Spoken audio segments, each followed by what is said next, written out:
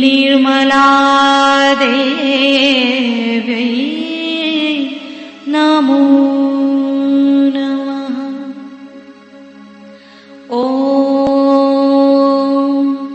त्वमेव साक्षात् श्रीकल्की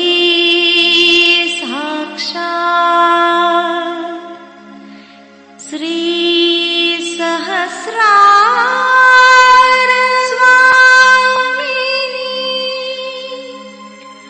मोक्षप्रदायिनी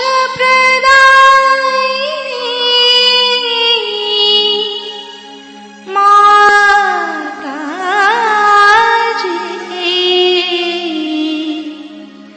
श्रीनिर्मला देव्यै नमो नमः।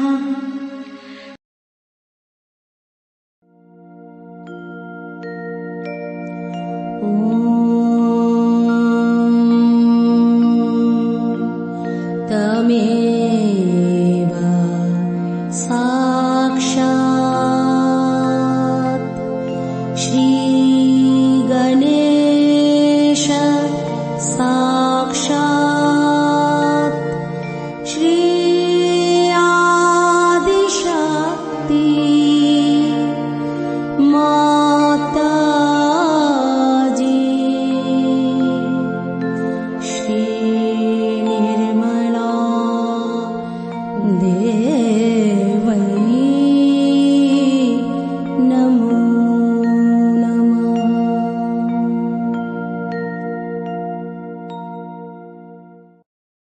जय श्री माता जी। दोनों हाथ माँ के सामने हृदय में श्री माता जी को नमन करेंगे। श्री माता जी की छवि को अपने सेंटर हृदय पर स्थिर करेंगे। परम पूज्य श्री माता जी, कृपा करके हम सभी के हृदय को अपने रहने के योग्य बनाइए। श्री माता जी, हम सबको क्षमा कर दीजिए, हम सभी अज्ञानी हैं।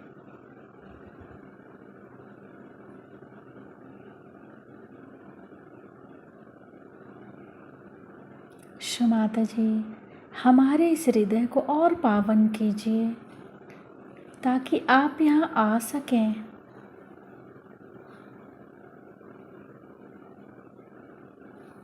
माँ की छवि को सेंटर हृदय पे निरंतर देखते हुए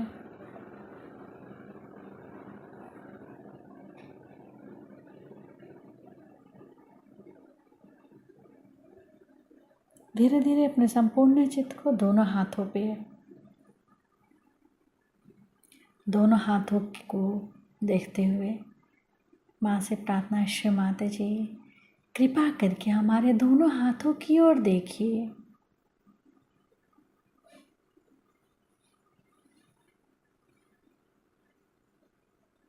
धीरे धीरे अपने संपूर्ण चित्त को सेंटर मूलाधार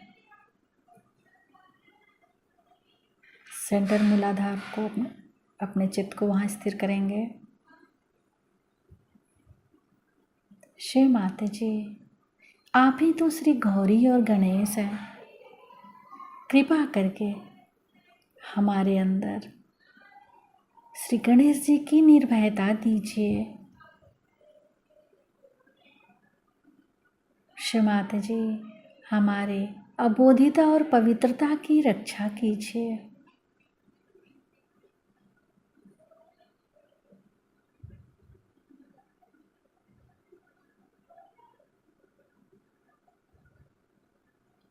धीरे धीरे अपने संपूर्ण चित्त को सेंटर स्वादिष्ठान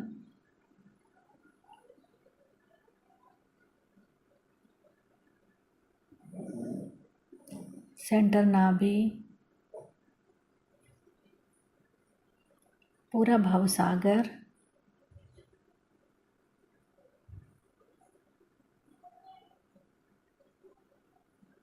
सेंटर हृदय,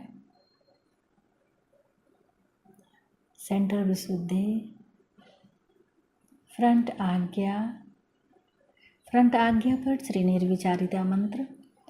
ओम त्वमेव साक्षात् श्री निर्विचारिता साक्षात् श्री आदि शक्ति माताजी श्री निर्मला देव्यै नमो नमः।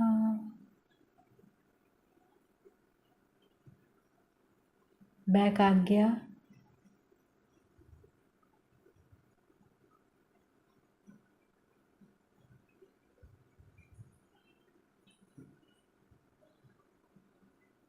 सहस्त्रार।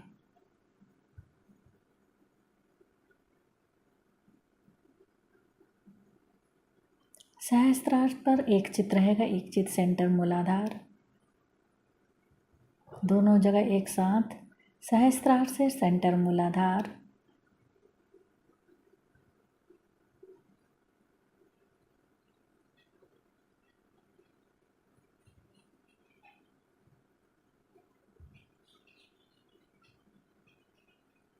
अब अपने संपूर्ण चित्त को सहस्त्रार पर रखें। अमृतवाणी सुनेंगे। सत्य सामने आती, लोग कहते माँ हाँ आपने कहा था, वही बात हुई। फिर हंस देते हैं कि हाँ भाई कह दिया था, पता नहीं कैसे। एक प्रकार दृष्टि उसमें आ जाती है मनुष्य की। जैसे जैसे मनुष्य इसमें प्रगति करता है तो वो इतना जानकार, इतना समझदार हो जाता है कि उसका वर्णन ही नहीं किया जा सकता। लक्ष्मी तत्व में वो जागरूक हो जाता है। अभी एक साहब थे, उनकी फैक्ट्री बंद थी बंबई में, बहुत परेशान कि हमारी फैक्ट्री बंद है और सब लोग यहाँ पर स्ट्राइक कर रहे हैं और ऐसा वैसा है। मैंने कहा अच्छा गणपति ले आओ। महाराष्ट्र की बात है, महाराष्ट्र में गणपति रख दीजिए तो मिनिस्टर लोग भी उसके सामने झुक जाएंगे, जो किसी के सामने नहीं झुकते। तो गणपति ले आए। गणपति को हमने कहा अच्छा हम इसको जरा सा वरदान दे देते हैं, इसको जागरूक कर देते हैं, अब ले जाके अपने फैक्ट्री में लगा दो। 8 दिन में फैक्ट्री शुरू हो गई और अभी पेपर में आया कि उस फैक्ट्री ने बहुत कुछ कमाना शुरू कर दिया। अभी आप कहिएगा कि गणपति ने क्या काम किया? भाई गणपति ही तो सारे काम करते हैं। ये तो असत्य है कि हम कुछ काम करते हैं। सत्य तो यह है कि गणपति ही सारे काम करते हैं। जैसे कि हम एरोप्लेन से जा रहे हैं और कोई विलेजर से बताया गया कि आप सामान कम ले जाओ, तो अपने सर पे वो सामान रख के बैठे थे। मैंने कहा सामान क्यों सर पे रखा? भाई कल हम ये जो एरोप्लेन है ना, इसका बोझा थोड़ा हल्का कर रहे हैं। इसी तरह से हम लोग भी सोचते हैं कि हम बड़ा बोझा हल्का कर रहे हैं और हम ये जो कर्म कर रहे हैं, इस कर्म से हम सारे दुनिया का हम भला कर रहे हैं। भला करने वाला तो बैठा है ऊपर में और वो जानता है कैसे भला करना है। इसीलिए विवेक चूड़ामणि जैसी बड़ी विद्वत्तापूर्ण किताब लिखने के बाद श्री शंकराचार्य ने लिखा, उसका नाम है सौंदर्य लहरी, कि अब माँ के शरण जाओ और सौंदर्य लहरी को प्राप्त हो जाओ। कि उनका ये सब झगड़े और इसमें ये वाद विवाद करने से कोई फायदा नहीं है और आपको चाहिए कि आप सिर्फ परमात्मा के शरण जा करके और इस चैतन्य लहरी को पाइए। इसी प्रकार जब मैं छोटी थी, कबीर को बहुत पढ़ती थी। कबीर दास ने लिखा, पढ़ी पढ़ी पंडित मूर्ख भये। मैं कहती थी पढ़ के पंडित कैसे मूर्ख हो जाए? अब ऐसे बहुत देखती हूँ जो अति पढ़ गए वो अति मूर्ख नजर आते हैं। वजह यह है कि किताबें सारी खोपड़ी में घुस गई और उनकी आत्मा कहीं है ही नहीं। जब तक आप आत्मबोध को प्राप्त नहीं होंगे, किताबों का भी अर्थ नहीं लगेगा, गीता का अर्थ नहीं लगेगा, आपको रामायण का अर्थ नहीं लगेगा, बाइबल का अर्थ नहीं लगेगा, कुरान का अर्थ नहीं लगेगा। इसीलिए हर जगह कहा है कि आत्मबोध को प्राप्त है। ज़ेन ने कहा है कि जब तक तुम आत्मबोध को प्राप्त नहीं होगे तुम इसे समझ नहीं पाओगे। लाओ त्से ने कहा है, सोक्रेटिस ने कहा है, कन्फ्यूशस ने कहा है, इब्राहिम ने कहा है, मोजेस ने कहा है, जिसने धर्म की स्थापना की, सब ने एक बात कही कि आप आत्मबोध को प्राप्त हुई। और वेद भी जो विद है, विद माने ही बोध होना, जो कि हमारे सेंट्रल नर्वस सिस्टम पे ही, हमारे मध्य जो नसों की व्यवस्था है, उस पर जाना जाएगा सत्य क्या है।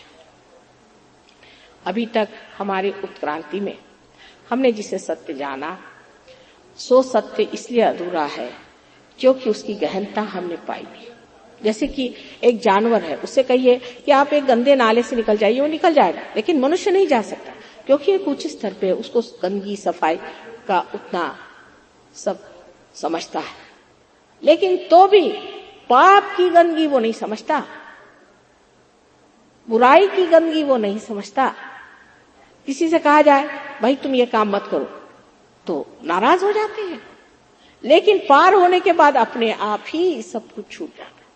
अभी प्रदेश में सहयोग बहुत ज्यादा यशस्वी होने का कारण एक ही है कि वहां पर हमने सबसे ये कहा कि आप पार होकर के देखिए, आपकी आदतें छूट जाएगी। और उन लोगों को ड्रग शराब आदि की बड़ी गंदी आदतें हैं।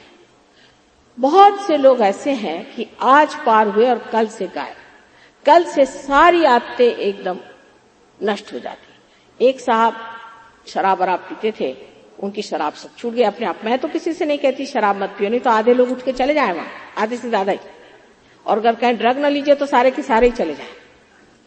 लेकिन वो महाशय कहने लगे कि मुझे शराब की थोड़ी बहुत आदत थी और जर्मनी में एक शराब बहुत अच्छी मिलती है, तो जब वहां पहुंचा तो मैंने सोचा देखूं तो सही क्या होता है।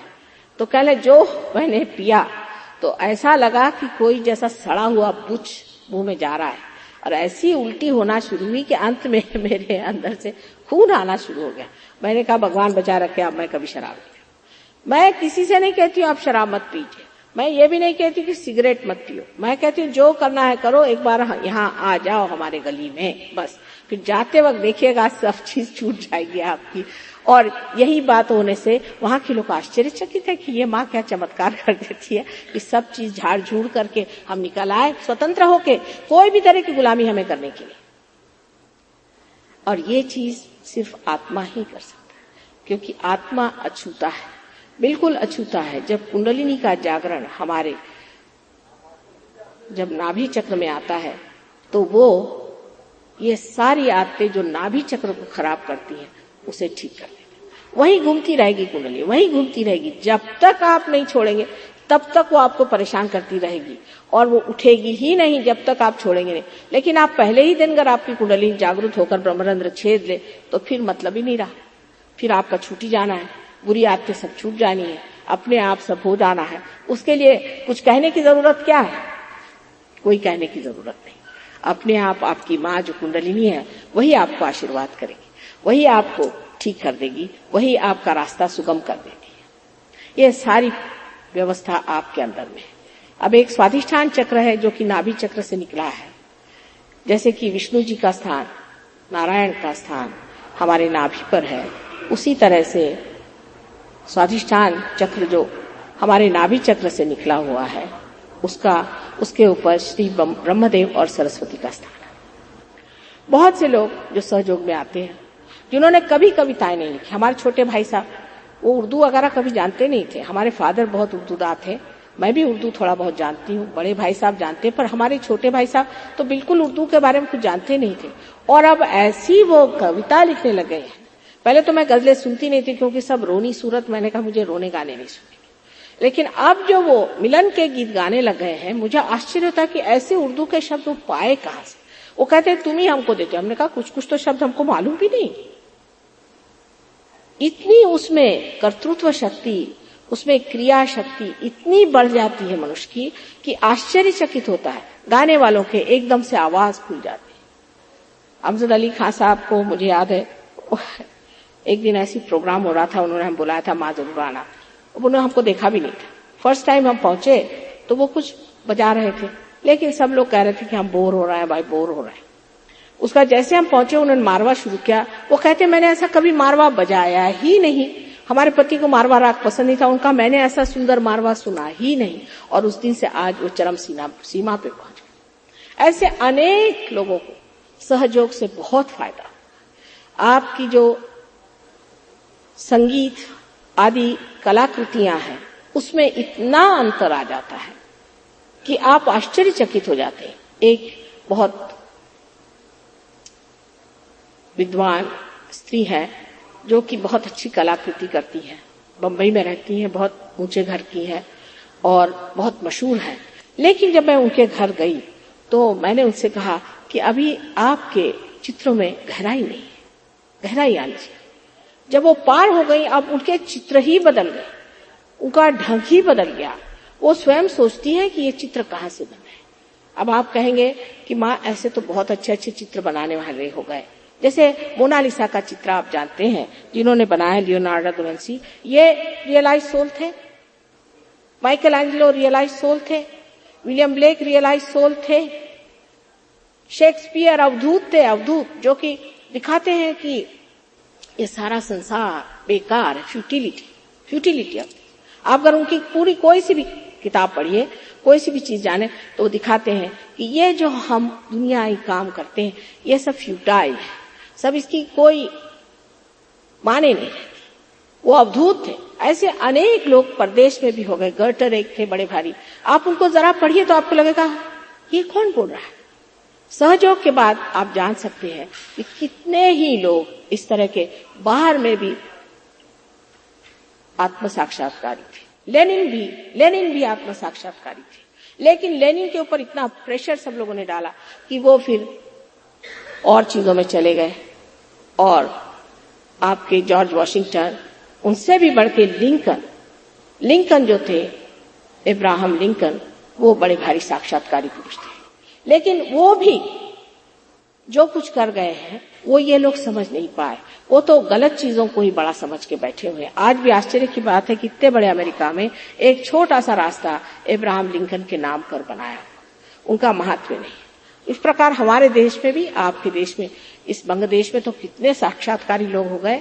रविंद्र बाबू हो गए, उसके बाद में शरद चंद्र हो गए। हम तो शरद चंद्र से बढ़ के किसी भी कादम्बरीकार को नहीं मानते। सबसे ऊंचे कादम्बरीकार ये हैं। जैसे टॉल्स्टॉय है, वो उसके नीचे ही बैठते हैं, पर टॉल्स्टॉय में भी वो खूबी है जो हमारे शरद चंद्र में। पर शरद चंद्र से बढ़ के तो कोई कादम्बरीकार हुआ नहीं आज तक, और न होगा शायद। अगर उसको आत्म साक्षात्कार प्राप्त होकर के उन्होंने जरा सा कुछ उनके लिखने का अध्ययन किया तो हो सकता है कि उनके जैसे भी लोग फिर से इस दुनिया में आ सकते हैं। आत्म साक्षात्कार जिन्होंने प्राप्त किया है वो आज दुनिया के चरम सीमा पे है। उनको लोग पूछते हैं, उनकी मालाएं चढ़ाते हैं, उनके पुतले बनते हैं। क्या आपने कभी सुना है कि कोई बड़ा शराबी है उसका पुतला बना है? हमने तो ऐसा कहीं सुना नहीं कि किसी बड़े शराबी का, ये महाशराबी थे, इनको हार पहनाओ। लेकिन मनुष्य इतना विक्षिप्त है कि देखता है कि जब शराब खाने में इंसान जा रहा है और वहां जाके लड़खड़ाते हुए वापस आ रहा है, तो वो उसको धक्का देकर के अंदर जाता है कि मुझे ज्यादा पिलाओ कि मैं उससे ज्यादा लड़खड़ाऊं। ये तो ऐसा ही हुआ, आ बैल मुझको मार।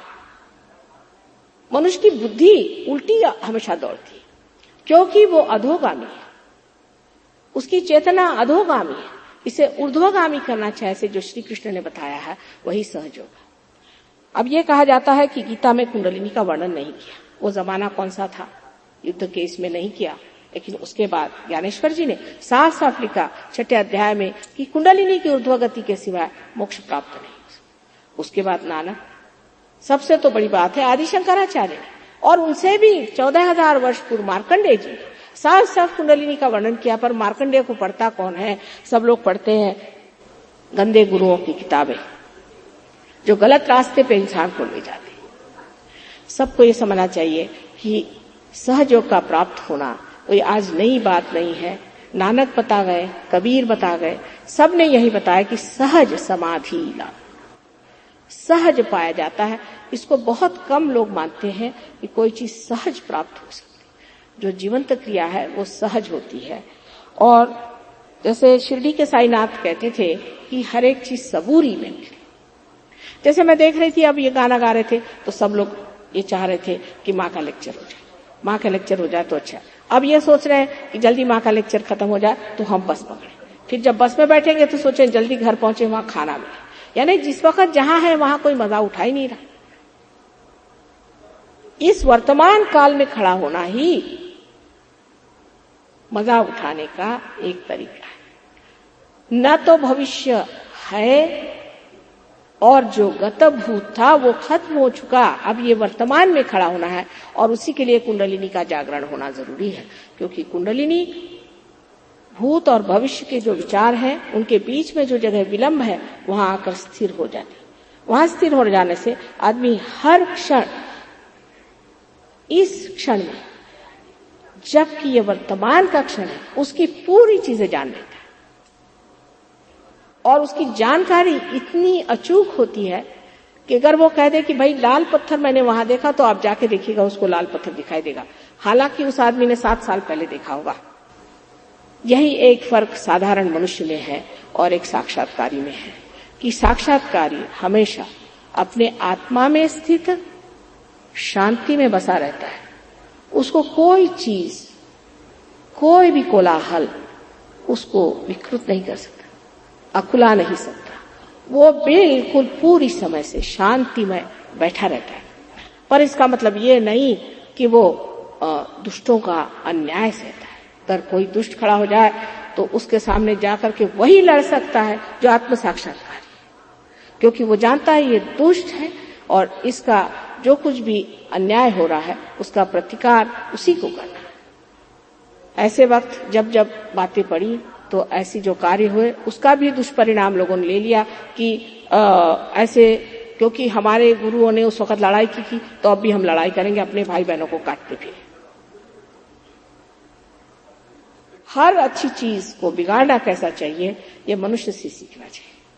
हर बढ़िया चीज का विकृत रूप कैसा लाना चाहिए ये मनुष्य के मस्तिष्क में है। परमात्मा को ये बात समझ में नहीं आ सकती, उसके बस का नहीं है, क्योंकि वो तो हमेशा हितकारी ही बात सोचता है।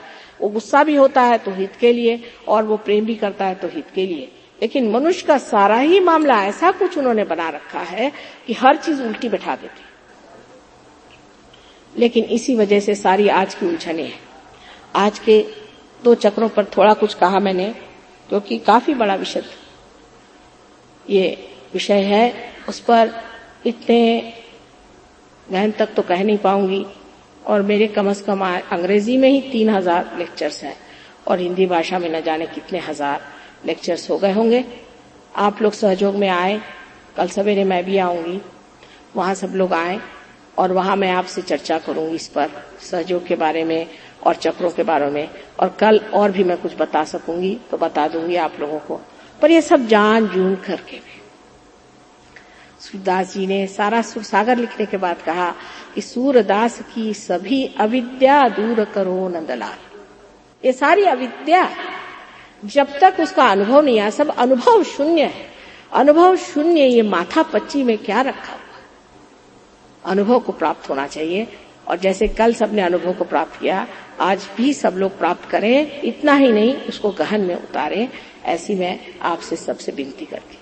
सबसे ज्यादा तो लायन क्लब के लिए मैं क्या कहूँ, वो मेरा धन्यवाद भी नहीं लेना चाहते।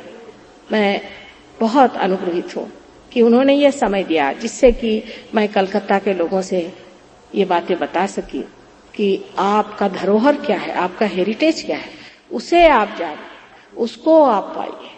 परमात्मा आप सबको आशीर्वादित करे। आज दशहरे के इस शुभ अवसर पर एक आज महान तिथि नजर आ रही है। ऐसा कहा जाता है कि दशहरे का मुहूर्त हर चीज के लिए ठीक है, और आज आत्म साक्षात्कार के लिए तो अत्युत्तम है। आशा है इस शुभ अवसर पे आप लोग सब अपने आत्मा को प्राप्त हो। जैसे मैंने कहा कि थोड़ी नम्रता चाहिए।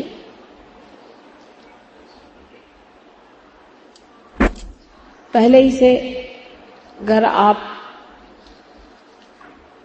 उसके विरोध में हो तो आपकी स्वतंत्रता की परिधि हम नहीं लांघेंगे। किसी भी तरह से आपकी स्वतंत्रता मानी ही जाए, इसलिए अपनी स्वतंत्रता में ही नम्रता पूर्वक आवाहन होना चाहिए अपने कुंडलिनी का, जो कि आपकी अपनी स्वयं की वैयक्तिक इंडिविजुअल मां है।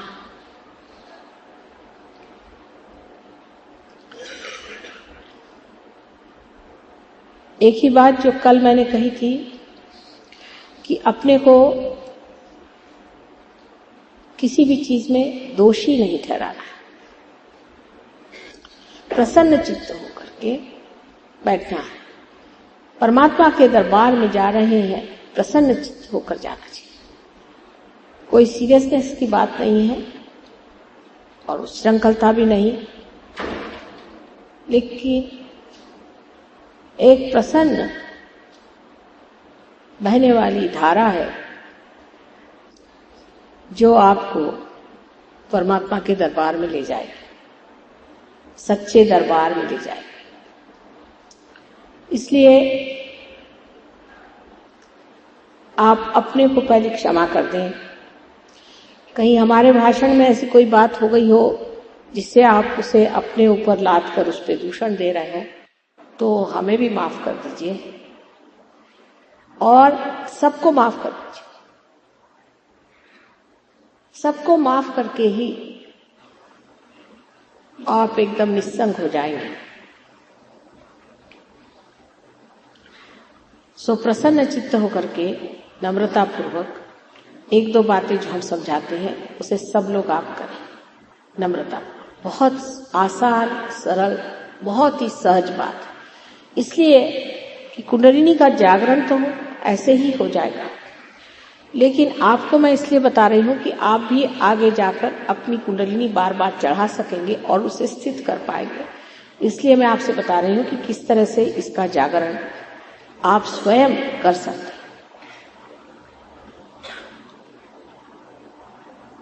उसके लिए हमें अपने जूते उतार देने चाहिए, क्योंकि इस महान भूमि का जो वरदान है उसका आशीर्वाद लेने के लिए जरूरी है कि हम अपने जूते उतार कर उसका मान करें।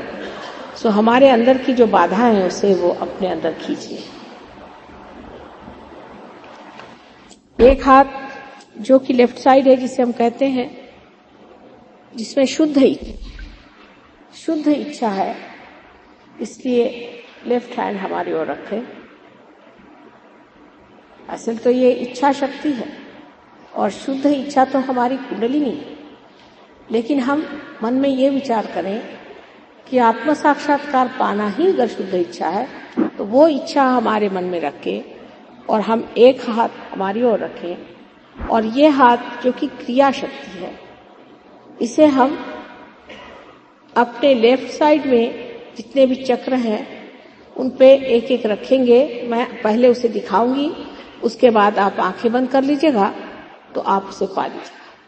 दोनों पांव अलग रखिएगा, जोड़ के नहीं, क्योंकि दो शक्तियां हैं, जैसे मैंने कहा था ईड़ा और पिंगला की, उनको अलग रखने से ही कार्य ठीक से होगा। अब ये हाथ हमारी ओर अगर आप करें सब लोग सीधे से, और राइट हैंड आप हृदय पे रखें। हृदय के अंदर आत्मा का वास है। लेफ्ट हैंड हमारी ओर करें और राइट हैंड हृदय पे रखें। सब लोग रखें। Left towards me and right on the heart. Left towards me and right on the heart.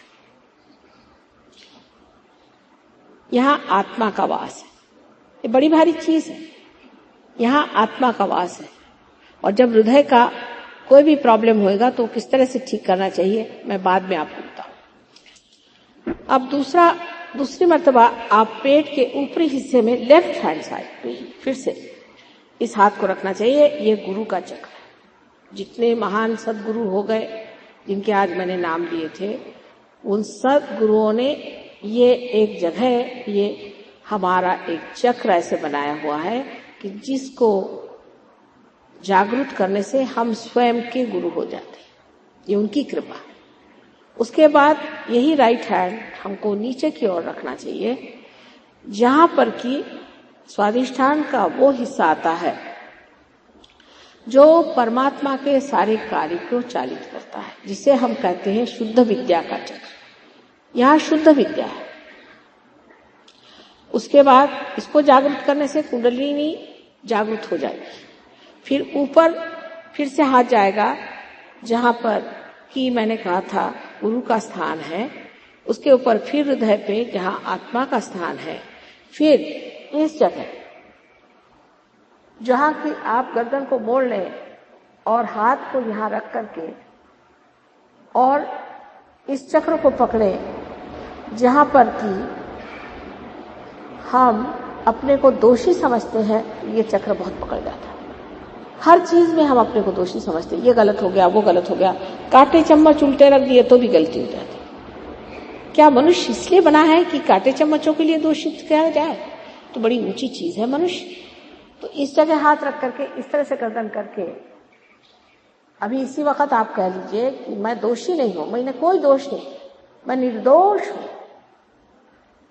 क्योंकि परमात्मा ये प्रेम के सागर हैं, दया के सागर हैं और सबसे अधिक एक क्षमा के सागर है।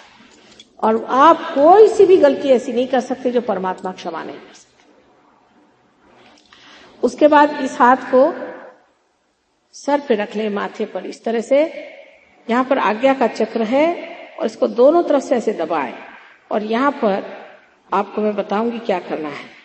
पीछे ये हाथ पीछे ले जाएं और इसके ऊपर सारा बोझा दे करके सर को ऊपर उठा ले। ये आज्ञा का पिछला हिस्सा है, आज्ञा चक्र। उसके बाद हाथ को पूरी तरह से तनाव दे करके और माथे के ऊपर बराबर बीचों बीच सहस्त्रार पे रखें, जिसे कि यहाँ पर हम ब्रह्मरंध्र कहते हैं, जहां हमारी तालू है, उस तालू पे इसको स्थित करके और दबा के और धीरे धीरे इसे घुमाएं। बस इतना ही करने का है, बहुत सरल काम है। अब एक बात याद रखिए कि बहुत बार जब लोग यहाँ हाथ रखते हैं तो इधर से जाते हैं, नहीं सामने से इस तरह से पकड़ना है और सर ऐसे करना है, वो सब मैं बता दूंगी धीमे धीमे। अच्छा, अब आप आंख बंद कर, सब लोग आंख बंद करें, कृपया आंख न खोले, चश्मा भी आप उतार सकते हैं, कृपया आंख न खोले, क्योंकि आंख खोलने की क्रिया से आपका चित्त बाहर जाता है, इसलिए आंख न खोले, इससे दृष्टि भी ठीक होती है, दृष्टि विजन ठीक हो जाता है, इसलिए आप आंख न खोलें और जब तक मैं न कहूं आंख न खोलिएगा, बस इतना ही करने का है। और अब आप अपनी कुंडलिनी किस तरह से जागरूक करिएगा ये आप स्वयं देख सकते हैं। अच्छा, अब हमारे और आप ऐसे ही लेफ्ट हैंड को रखें। मैं राइट और लेफ्ट अंग्रेजी में कहूंगी क्योंकि उसमें मैंने देखा है कि हर भाषा में अलग अलग चीज है। अब अपना राइट हैंड आप हृदय पे रख के आंख बंद करें। हृदय में आत्मा का स्थान है। एक बहुत मूलभूत प्रश्न आपको पूछना है, फंडामेंटल क्वेश्चन। आप चाहे मुझे श्री माता जी कहें, चाहे माँ कहें, माँ क्या मैं आत्मा हूं? ये सवाल आप 3 बार मुझसे पूछिए अपने हृदय में, जोर से नहीं। माँ क्या मैं आत्मा हूं? 3 बार प्रश्न।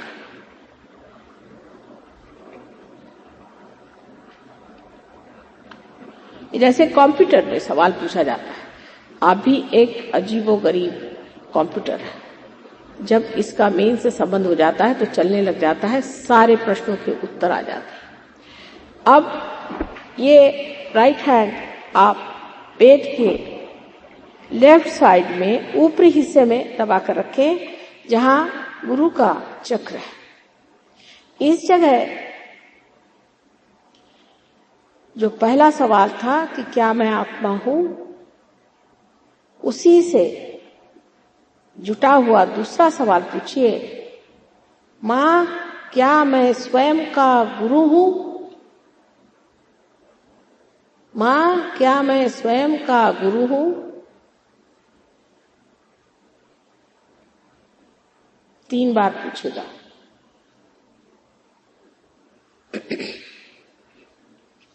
अब राइट हैंड को आप पेट के निचले हिस्से में रखें, लेफ्ट हैंड साइड पर दबाकर। ये मैंने आपसे कहा था कि शुद्ध विद्या का स्थान है, किंतु आपकी स्वतंत्रता हमारे सर आंखों पर। मैं नहीं चाहूंगी कि किसी तरह से उसमें कोई दखल हो, इसलिए आपको अपनी स्वतंत्रता में कहना होगा कि मां मुझे शुद्ध विद्या दीजिए। आपके मांगने से ही दे सकती हूं। मां मुझे शुद्ध विद्या दीजिए, ये 6 बार कहिए। पेट के निचले हिस्से में लेफ्ट हैंड साइड में अपना हाथ रखिए। माँ मुझे शुद्ध विद्या दीजिए, ये कहने से ही कुंडलिनी जागृत हो सकती है। इसे 6 बार कहिए, क्योंकि इसमें 6 कलियां हैं। अब आपकी कुंडलिनी का चलन वलन शुरू हो गया। अपना राइट हैंड पेट के ऊपरी हिस्से में लेफ्ट हैंड साइड में आप रखें दबाकर।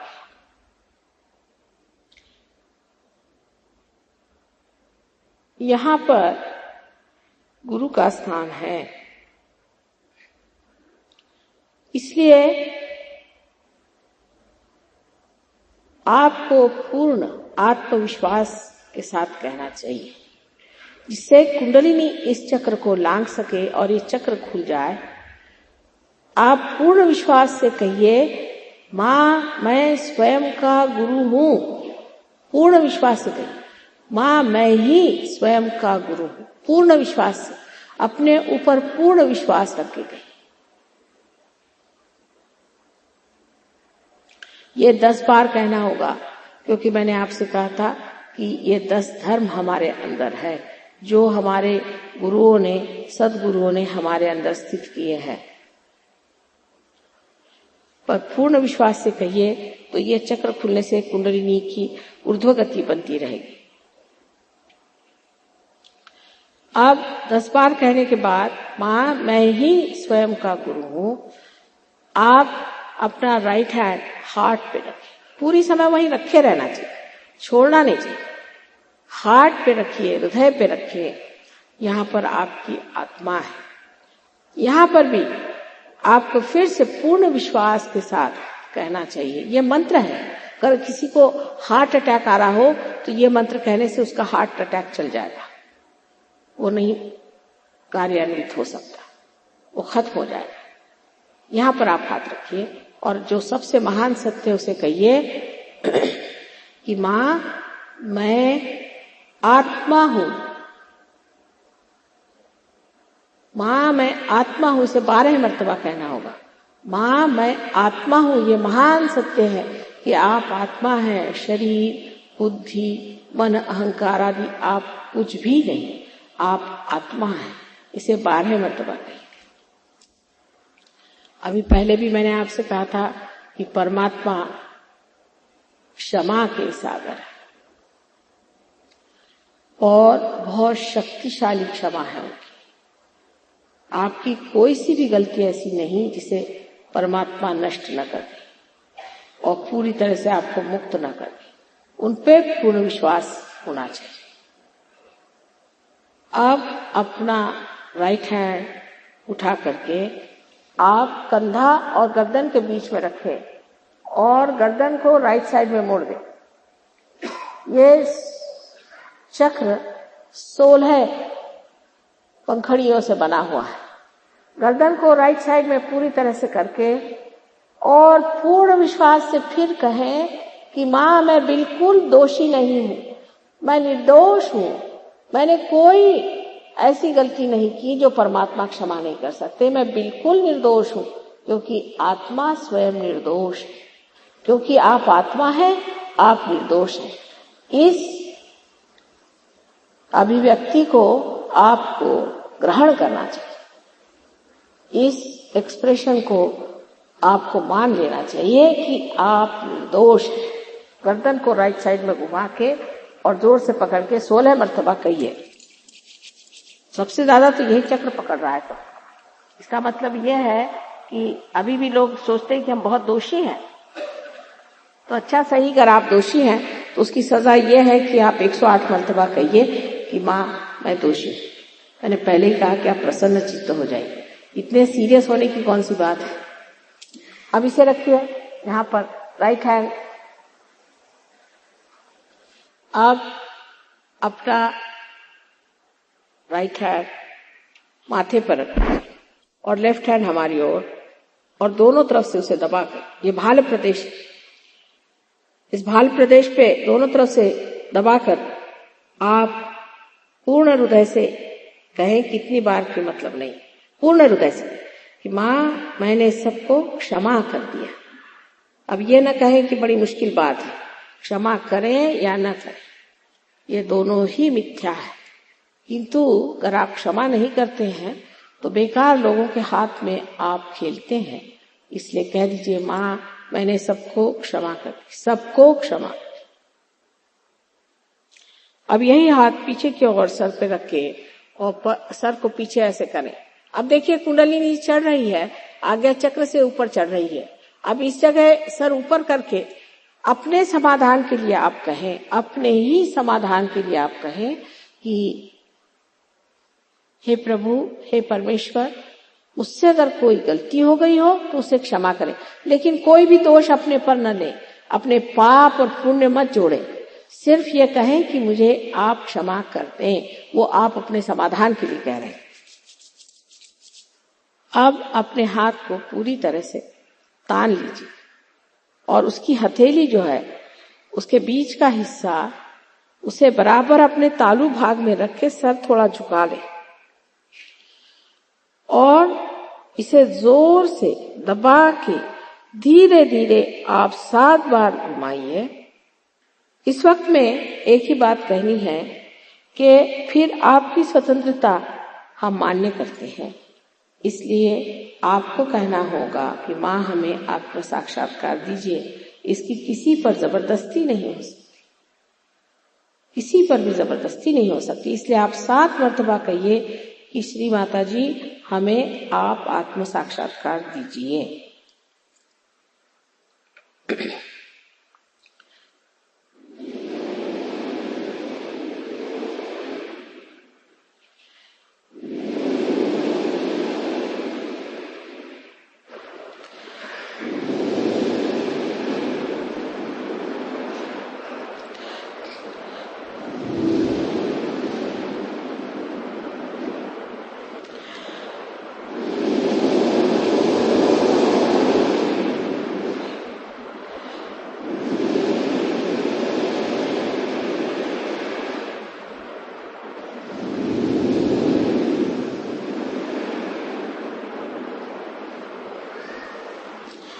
अब यह हाथ नीचे कर लें।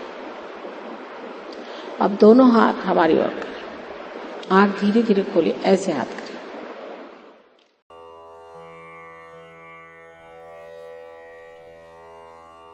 Raga Abhogi. Please put your attention on Navi Chakra, one of the most melodious classical raga, very soothing and melodious to listen. I told you already, please put your attention on Navi Chakra, it's related to our stomach. Now food is famous for the quiz, for the taste. Raga Abhogi is very much known for his melody. Raga Abhogi.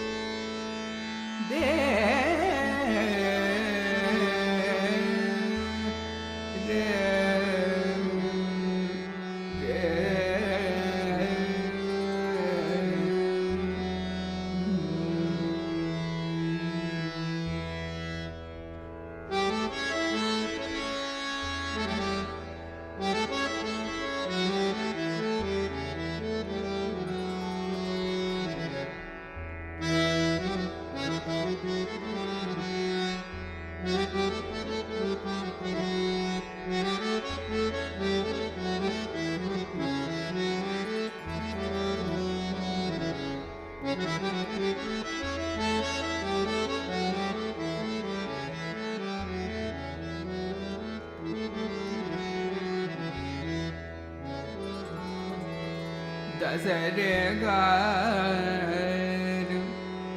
दसरे गा रे ग म सा रे ग म दसरे ग सा रे ग सा म रे ग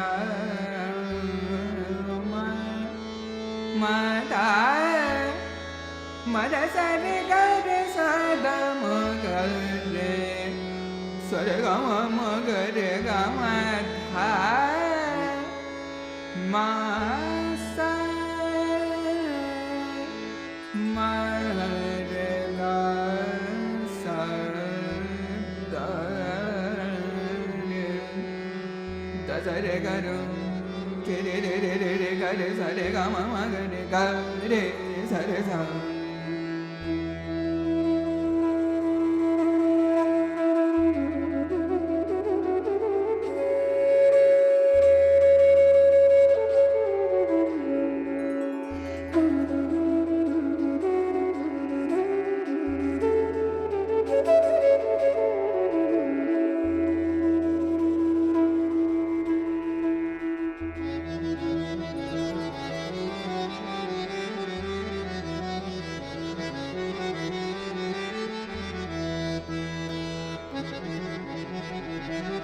Da